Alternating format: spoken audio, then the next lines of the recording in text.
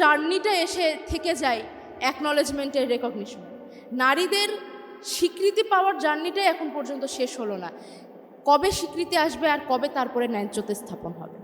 আপনাদের কাছে আমার অনুরোধ থাকবে, সমতা, একতা, ন্যায্যতার আলাপের বাইরে গিয়ে স্বীকৃতির আলাপটা নিয়ে আসেন। বাংলাদেশে নারীদের অবস্থান এখনও অনেক অনেক অনেক পেছনে। কিছু নারী বিসিএস ক্যাডার হয়ে গিয়েছে, কিছু নারী আজ বড় আমলা, কিছু নারী বিজ্ঞানী, কিছু নারী অনেক বড় ডাক্তার, কিছু নারী খুব ভালো ইঞ্জিনিয়ার। এটা দিয়ে বাংলাদেশের নারীদের সার্বিক অবস্থার উন্নতি হচ্ছে না। আজও বাংলাদেশের শুধু তৃণমূলেও না, বা আমি নিম্ন মধ্যবিত্ত শ্রেণীতেও না, মধ্যবিত্ত শ্রেণীতেও মেয়েদের এখনও বাল্যবিবাহের মতো বিপদের সাথে লড়াই করতে হচ্ছে। আর অনলাইন সাইবার বুলিংয়ের কথা নাই বলি, আমি নিজেই এটার অনেক বড় একজন ভিকটিম, এবং আমার আসলে এটা নিয়ে খুব বেশি কিছু বলার নেই, কারণ আমি পারিনি আমার সাথে হয় ইনজাস্টিসগুলো নিয়ে ফাইট দিতে। আমার সাথে হয়ে যাওয়া সাইবার বুলিং নিয়ে আমি কিছু করতে পারি নাই। এবং দেখেন, মারা যাওয়া 100 বছর হয়ে গিয়েছে, বেগম রোকেয়া পর্যন্ত এখন পর্যন্ত সাইবার বুলিং হচ্ছে। এই মুহূর্তে আপনারা ফেসবুকে ঢুকে দেখেন কোথাও না কোথাও বেগম রোকেয়াকে গালি দেওয়া হচ্ছে।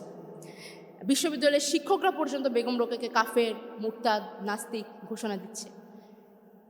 যেখানে আসলে ধর্মীয় দৃষ্টিকোণ থেকে যদি বলি, তো কার মনে কতটুকু ঈমান আছে এটা যাচাই করার ক্ষমতা তো আল্লাহ আসলে মানুষের হাতে দিয়ে দেয়নি। তো আসলে যাচাই করতে গিয়ে যারা কাফের মুরতাদ বলে দিচ্ছে, তারা আসলে কাফের মুরতাদ হয়ে যাচ্ছে কিনা, এই হিসাবটাই বা কে করবে?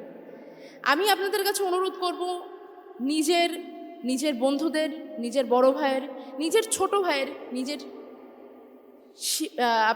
আপনারা অনেকে টিউশন করেন, অনেকে শিক্ষকতার সাথে যুক্ত আছেন, আপনার ছাত্রছাত্রীদেরকে এটা শেখান যে কথাটা সামনে মুখ ফুলিয়ে বুক ফুলিয়ে বলা যায় না, সেই কথাটা মুখ লুকিয়ে ফেক আইডির আড়ালে বলার মধ্যে যেমন পুরুষত্ব নেই, তেমনি মনুষ্যত্ব নেই। আজকে এই নারী দিবসে আমি আসলে, আমার কাছে 8ই মার্চে কখনো নারী দিবস মনে হয় না। বাংলাদেশে দাঁড়িয়ে আমার বেগম রোকেয়ার জন্মদিবসটাই নারী দিবস বলে মনে হয়। আমাদের জন্য ওনার চাইতে এত বেশি তো কেউ করেননি।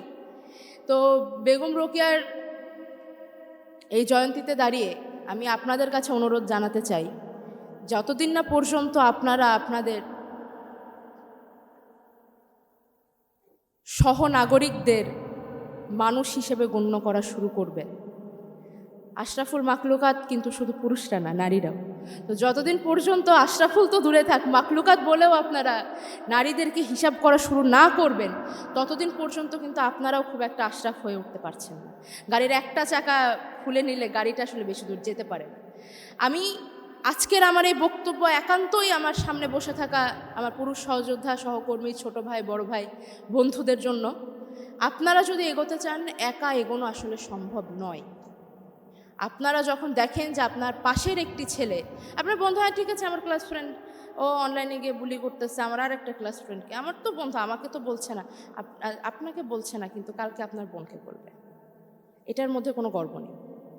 যদি আপনারা সত্যিই চান যে বাংলাদেশি পুরুষদের মর্যাদা বাড়ুক, বাংলাদেশি পুরুষদেরকে বাংলাদেশি নারীরা সম্মানের চোখে দেখুক, নিরাপত্তার জায়গা থেকে তাদেরকে হুমকি মনে না করুক, তাহলে আপনাদেরকেও আমাদের সহনাগরিক ভাবা শুরু করতে হবে।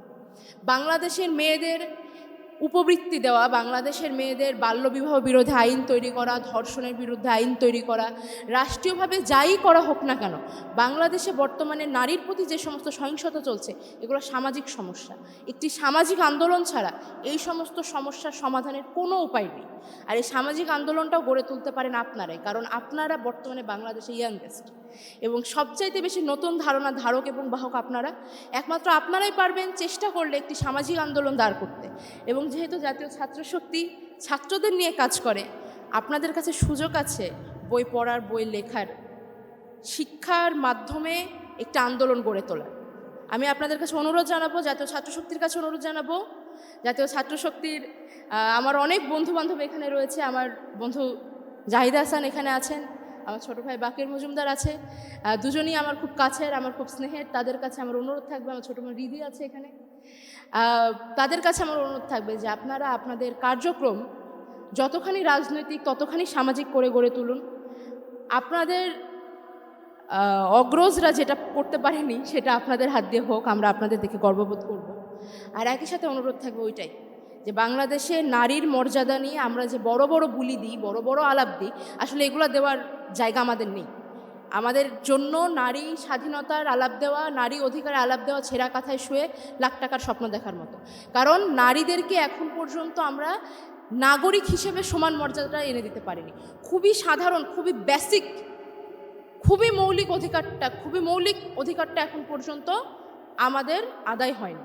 আপনাদেরকে আমরা সহযোদ্ধা হিসেবে পাশে চাই। আমাদের জন্য আপনাদের করা যাবতীয় দায় দায়িত্বের কৃতিত্ব এবং কৃতজ্ঞতা সমেত আপনাদেরকে আমরা পাশে চাই, এবং সেখান থেকে আপনাদের প্রতি দাবি রাখি, মেয়েদের জার্নিটা আপনারা সহজ করুন, ভাইয়ের মতো বন্ধুর মতো পাশে থাকুন। আমি বিশ্বাস করি যে একদিনে হবে না, কিন্তু একদিন না একদিন ঠিকই হবে। ধন্যবাদ সকল।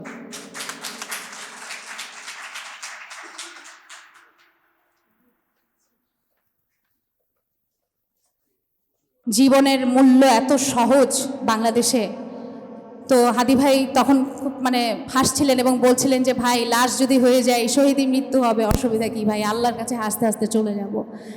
সেই মানুষটাকে আপনারা গুলি করতে পারলেন, সেই মানুষটা, যে মানুষটা বাংলাদেশের কথা বলে সব সময়, এত দেশপ্রেম যার ভেতরে, এইরকম একটা ইনোসেন্ট মানুষ কিভাবে গুলি খেলো, আমি আসলে এটার কোনো ব্যাখ্যা নাই।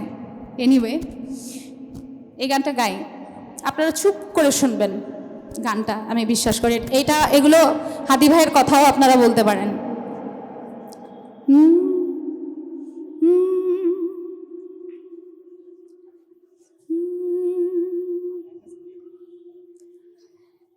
এখানে আমি মানুষ নাকি কোনো সংখ্যা, শুধু বেওয়ারিশ লাশ হওয়ার আশঙ্কা, আচমকা কোনো শব্দে হঠাৎ হয়ে যাবে নিঃশ্বাস বন্ধ, মুহূর্তে ছড়িয়ে পড়বে আমার পোড়া লাশের গন্ধ, আমার পোড়া লাশের গন্ধ। এখানে নেই জীবনের কোনো মূল্য, সস্তা পানির দামে তুল্য, এখানে হয় পোড়া লাশের কয়লা, এখানে আমার লাশকে বলি ময়লা, এখানে হয় লাশের উপর নাচ, লাশ পড়ে থাকে আনাজ কানাজ, লাশ হলেই লেগে যায় কোনো ট্যাগ, লাশ নিয়ে হয় আন্দোলন আবেগ, তারপর যায় লাশটাই হারিয়ে, আর রাজনীতি চলে লাশের উপর দাঁড়িয়ে, নোংরা রাজনীতি চলে লাশের উপর দাঁড়িয়ে। এখানে লাশ নিয়ে রমরমা ব্যবসা, তাই এখানে শুধু লাশ ফালানোর লিপ্সা, এখানে কোনো লাশের হয় না দাফন, লাশ হয়ে যায় গুম মেলে না কাফন, এখানে কোনো লাশের হয় না জানাজা, এখানে কোনো লাশের হয় না শ্রাদ্ধ, এখানে একটা লাশেরও ক্ষমা নেই, এখানে লাশের ওপর মমতা নেই,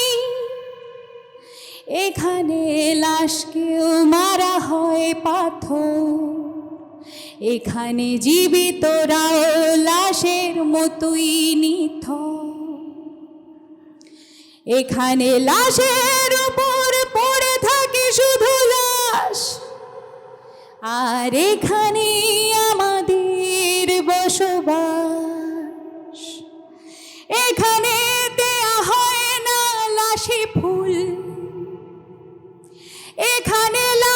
হলে লাশেরই ভুল, এখানে কোনো লাশ যায় না চেনা, এখানে লাশের সাথেও হয় যে না,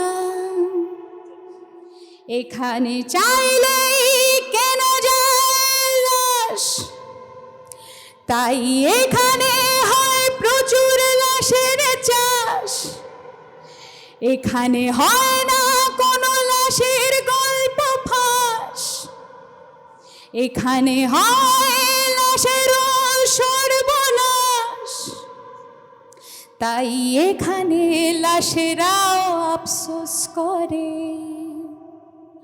শুয়ে শুয়ে ভাবে চাপা মাটির ভেতরে, কোন পাপে জন্মেছিল এই জাতে, যারা লাশ নিয়ে ভীষণ উল্লাসে মাতে, যারা লাশ নিয়ে ভীষণ উল্লাসে মাতে, যারা লাশ নিয়ে ভীষণ উল্লাসে মাতে। এটা বাংলাদেশ রেবেলসের হাদি ভাইয়ের খুব পছন্দের গান ছিল। আমি আরেকটু কথা অ্যাড করি, হাদি ভাইকে আমি রাজীব আমরা বলেছিলাম যে ভাই একা একা এভাবে যে না কোথাও বা গেলে কাউকে সাথে রাখেন, নিরাপত্তার প্রয়োজন আছে। উনি বলছিলেন যে আপা আমি অনেক কিছু বুঝে এই পথে এসেছি, এটা ইনসাফের পথ, এখানে যে কোনো সময় শহীদ হয়ে যেতে পারে, মৃত্যুবরণ করতে হতে পারে, সেই সাহস আমার আছে। উনি কিন্তু সৈনিকদের মতো বর্ম পরে রাস্তায় ছিলেন না, বরঞ্চ আপনারা যারা তাকে গুলি করেছেন আপনারা কাপুরুষ, আর উনি বীর পুরুষ, উনি বীরের মতো বেঁচে আছেন এখনও, এবং উনি অনেক বীর তৈরি করে দিয়ে গেছেন অলরেডি, হয়তো আমরা জানি না, ওনার ধ্যান ধারণা অনেকেই নিজের ভেতরে ধারণ করছেন। আমি বিশ্বাস করি এখনকার প্রজন্মের যারা আছেন, আমার মনে হয় যে এই বিশ্বাস, হাদি ভাইয়ের এই বিশ্বাস, হাদি ভাইয়ের চেতনা, এই দেশাত্মবোধ, এটাকে নিয়ে সবাই এগিয়ে যাব ইনশাল্লাহ। দোয়া করবেন সবাই হাদি ভাইয়ের জন্য।